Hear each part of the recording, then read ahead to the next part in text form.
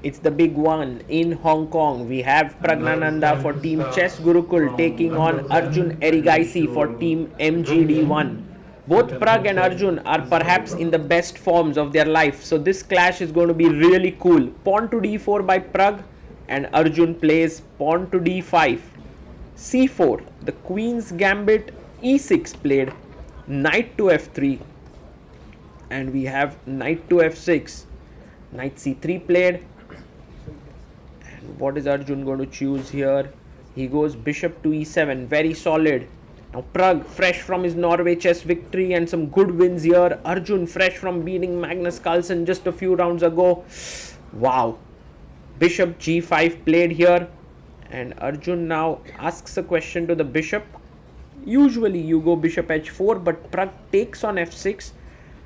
Bishop takes f6, pawn to e3 played. So you give up the bishop pair and then open up the other bishop. Tell black that your bishop on c8 is perhaps not the best castles.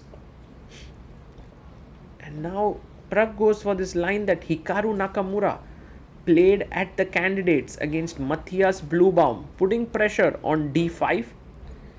It's a very interesting concept because you have given up the bishop pair to your opponent without much reason. But on the other hand, you just say that my pawn structure, I like it a lot. And yeah, that's why Pragg is playing this. Queen b6 played by Arjun. And yes, queen c2. This was also how Bluebaum played, but he played bishop e6 here. Arjun goes for the more active bishop g4. Now Pragg asks the question to the bishop. Take it, I'll double my pawns, but I'll bolster my center here, make it stronger. He takes, opens up the G file as well. Both players at 15 minutes, which shows that they are well prepared and playing quickly. Knight to d7 played by Arjun. And now tricky for where the king will go. He goes long castle. So Pragg just throwing cautions to the wind here, saying to Arjun that I'm going to go all out. Queen d8, slightly passive there by Arjun. He could have played rook d8, tried to go for this c5 break at some point. Pragg quickly tucks his king to b1. And now pawn to b5. Arjun starts pushing his queen side pawns. He has to attack. But Praggnanandhaa takes the open file. Rook g1. King goes to the side. Do you want to double rook g3, rook g1, or do you want to play something else? Pragg goes knight to e2. The knight could go from g3 to f5 or h5, could also jump to f4 to h5. Many possibilities. Also, do not forget the c6 pawn is a bit weak. So rook c8 played by Arjun. And Pragg now goes for bishop to f5, pinning the knight and putting his bishop on a good square. Rook comes up to c7, breaking the pin. And now you can play statically with knight f4, knight h5. I mean, keep the structure intact, but you can also push the pawn to e4. That changes the character of the game, and Praggnanandhaa does it. He pushes the pawn to e4. One of his ideas is to push e5 as well. Good or bad, Arjun says, I need to open up things. He goes pawn to c5. Now if dc, there is knight takes c5 possible, or rook takes c5 even, to attack the queen. So first he takes on d7. Queen takes back on d7. And now Pragg says thank you so much for the pawn. And Arjun pushes the pawn forward. Pawn to d4. Now this pawn is pretty strong, but f4 is coming up and e5 as well. So d4 could become a potential weakness. But at the same time, Arjun knows that he had to do all of this to open up the position. This is not a great move. a5, maybe queen c8 to attack c5 was better. Pragg can now push e5 and win the pawn on d4. He also has extra time on the clock. It's amazing to see these two youngsters really go out at each other. You know, whenever they play each other, there's never a moment where they are like, oh, we'll play it easy. Now bishop comes back. And knight takes d4. Yes, he takes it. And rook takes c5 taken. If you had taken bishop c5, then rook takes g7 with the idea of knight f5 check and queen would be hanging. So rook takes c5. The queen is attacked. Queen needs to move. Whoa, he doesn't even move the queen. He goes knight f5. If you take the queen, I take your queen. e7 is hanging. So Arjun moves his queen away. Queen to c7. Pragg is clearly better. He's pawn up. He has an attack on the king side. But these are the kinds of positions which are easy to botch up in time trouble in these rapid and blitz formats. Let's see if Pragg manages to do this smoothly. Rook c4. He's looking at the f4 pawn. If knight takes g7, maybe rook f4 is on his mind. Rook takes g7 is also possible. I really don't want to take this pawn because of rook b8 and suddenly the attack comes at you. So just stay there.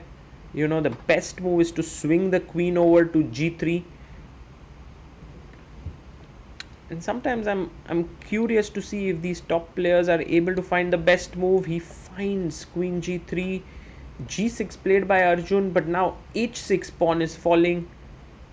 I love how Pragg is taking his time in these moments. He's really kind of gotten in a good shape where he feels the moments, when is the right time to think, when is the right time to speed up. f5, another classy move played by Praggnanandhaa, just opening up the king side. And we have queen e4 check, just king a1. And you can't take this pawn. There is a mate on g7. Hardly any moves. King g7. Now knight takes f7 possible, because if rook f7, fg6 and you lose the rook. Pragg decides to come back. Knight g4. And now can Arjun pick up this pawn on f5? Queen takes f5. But there's a fork. Aha, knight e3. And you lose the rook, so can't take here. Arjun down to last few seconds. He goes rook d8. Tricky Arjun.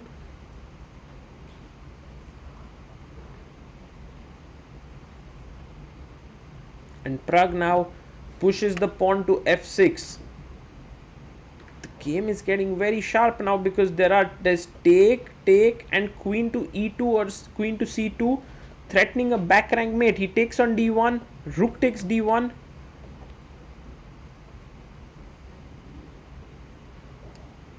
And Arjun moves in. Queen c2. The only move for Pragg now is rook to b1. Any other move actually loses here. Bishop a3 is also on the cards. So have to be very careful here. Rook b1, bishop c5. He pushes his pawn to e6. He wants to go further in. So while one rook is passive, the knight and queen are doing their job. But Arjun, again, as tricky as he can be, threatens. Rook takes a2, king takes a2, queen a4 check. Or maybe, oh, there's a queen block, but you lose the queen. It's almost a mate. Rook goes to e1. So that there is no longer a mate. King can come back to the b1 square.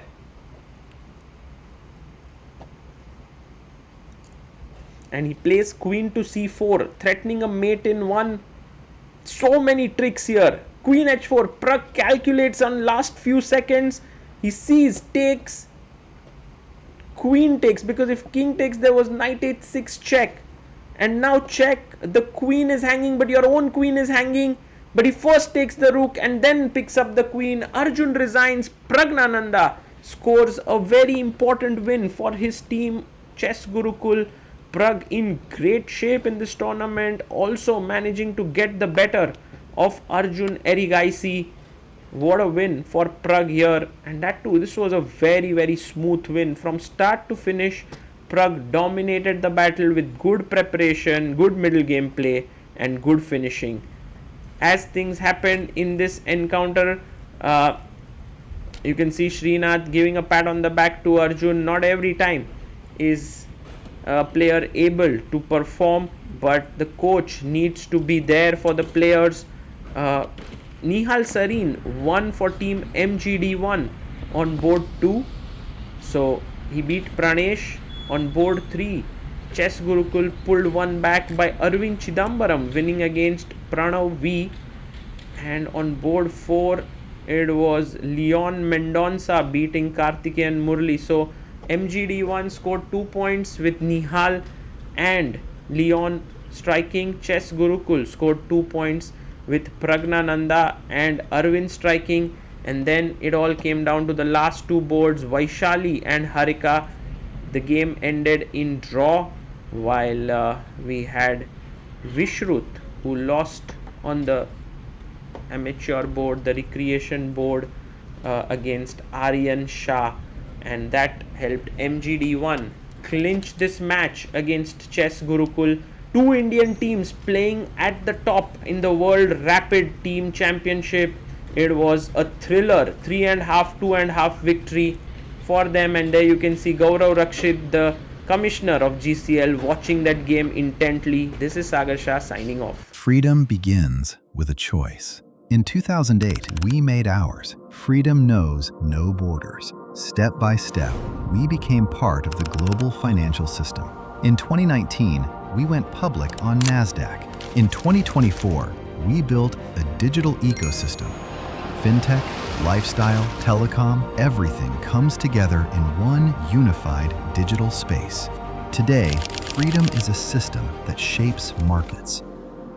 $2 billion in annual revenue, $9.3 billion market capitalization, 11 million customers, 11,300 plus employees, 230 offices worldwide. Freedom begins with a choice, and every day we make it again. Freedom Holding Corp. One ecosystem, many possibilities.